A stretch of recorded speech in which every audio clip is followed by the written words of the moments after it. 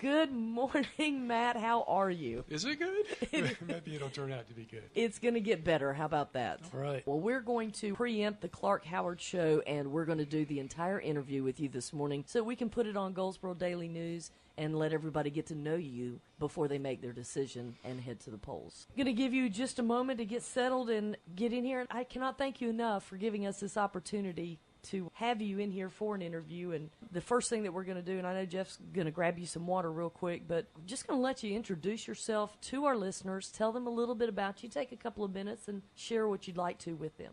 All right, Carol, thank you. Who I am is a person who's grown up here in Wayne County, who's experienced life in this community. I went to public schools here, went to Goldsboro High School, graduated. Who I am is a direct result of my parents and the life lessons they taught me, the organizations they exposed me to, Boy Scouts, my church. And that's really been the foundation of what I believe and hopefully how I act to people.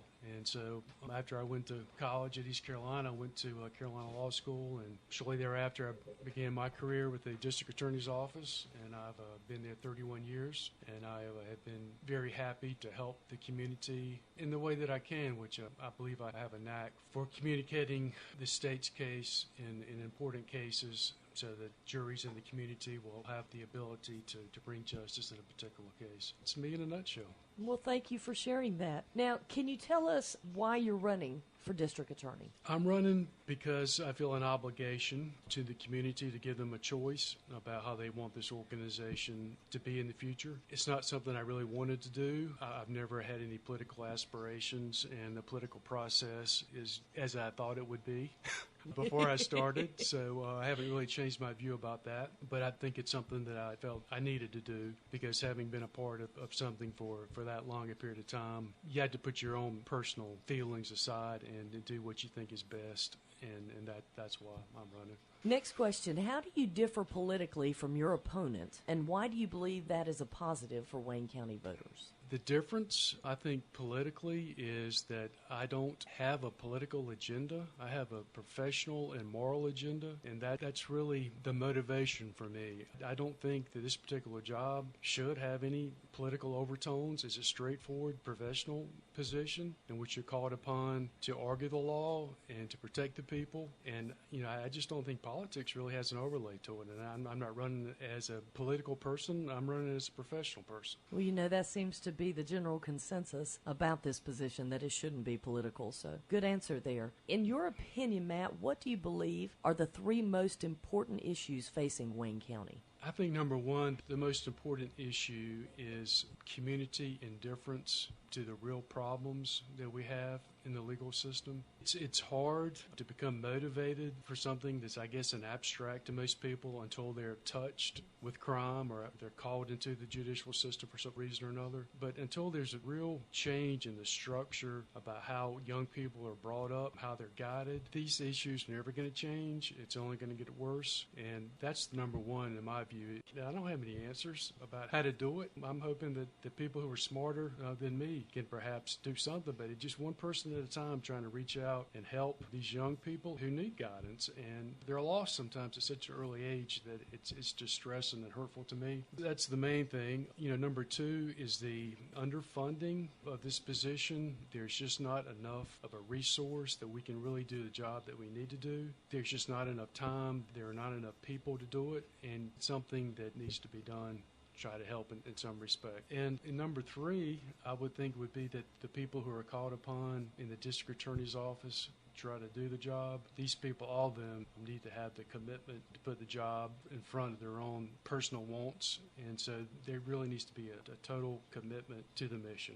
Those are the issues I feel are so important. Those are very good points that you've made, and I especially like the community indifference. I think that's extremely important and something that people need to pay attention to. What is your approach or belief towards plea bargaining versus litigation? Well, it's a necessary evil in my view. There's absolutely certainly no way that all cases can be tried. The system would just entirely shut down. And again, it's a matter of resources. And so the thing is, since you have to do that, is the ability to understand what you can do. The more experience you have, the more respect you have from the other side, enables you to get the most bang for your buck, so to speak, as far as resolving these cases, other than going to trial. And it's a part of the landscape, and there's no getting around it.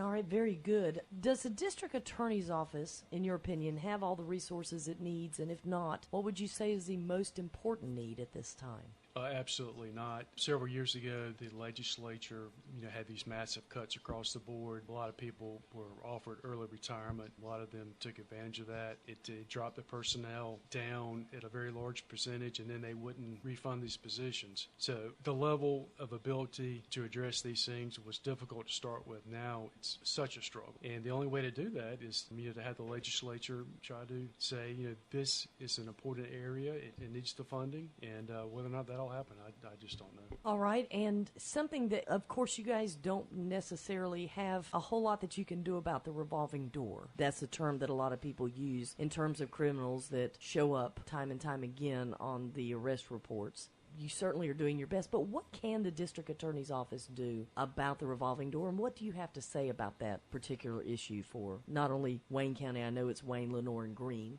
that you deal with, but in society as a whole? Well, the legislature, in some respect, has contributed to the revolving door because they changed the sentencing concept, to try to address prison overcrowding. So there's really no way to be exposed to a prison sentence for your first couple of times through the court system. The way I approach it is, once you reach that level that you can be exposed to some time and that we can take you away and, society will not be your victim anymore, those are the type of cases that I think are the ones that should have the most priority. They certainly are, in my view. If you've only got limited resources, then those are the resources that you use, that you take these people who obviously have a track record who aren't going to change, and the only thing that you can do is just put them away. And that's what I feel like we can do to stop that. And Matt, you alluded to it a little bit, but what has this campaigning experience been for you?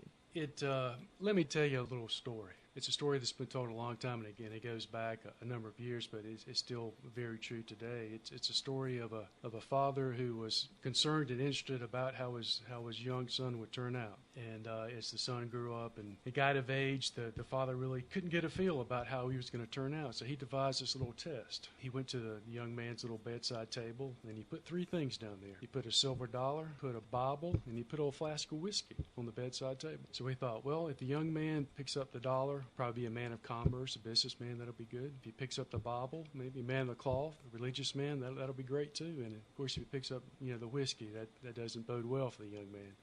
So he put those three objects on the bedside table, and he hid in the closet to see what his son would do. So his son came in, sat down on the edge of the bed. He looked over to the table. He noticed those three things and took a moment and looked at them. And he stood up and he picked up the silver dollar and he put it in his pocket. And he picked up the Bible and he put it under his arm. Then he took a slug of whiskey. And from the closet, his daddy started crying, "Oh, my God, he's going to be a politician." So. Okay. I like that. I like that story. Some people try to be all things to all people. And if that's what it takes, to be a politician, then I'm certainly not cut out to be one. Because I think you are who you are, and people will accept you, or they won't accept you for that. And if you try to be something different, or you try to do things to get support by cutting corners or doing something else, then, I guess that's the political process, and I certainly haven't enjoyed being a part of it. All right, and want to give you a couple of minutes to close up and talk to our listeners. Tell them what you want to tell them. Ask them for their vote, whatever it is you'd like to say as we get ready to end this interview. I would like people to be informed about the candidates, and that's often a difficult thing to do, to communicate exactly who you are or what you can offer. I think what I can offer is a lifetime of experience that has given me the insight to try to make the best decisions for the people of this community as far as to how to handle cases. Again, it's a matter of having the respect in the system that your word is taken for the truth, that you can coordinate that with law enforcement, with the community, that they can trust you, that they know you're honest and straightforward. And I think that's something that I can bring because I am sincere, and my sincerity, I think, is what has caused the number of juries who have heard these cases that I've done over the years to trust me, and their verdict certainly reflects that ability of trust.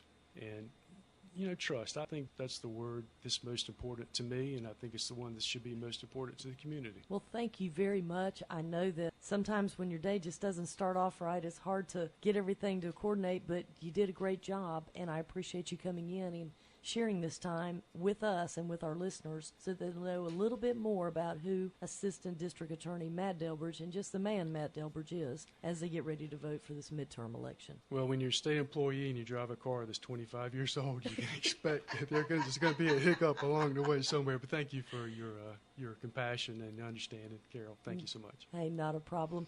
That's going to do it. This wraps up our local candidate interviews that we've had scheduled. Now, it is your right, and it's also your obligation. Get out and vote. You have from now through Saturday for the early voting, and then, of course, Election Day, November 4th, next week on a Tuesday. Matt Delbridge, again, thank you so very much. And to all the rest of you, do me a favor. Go out and make it a great day.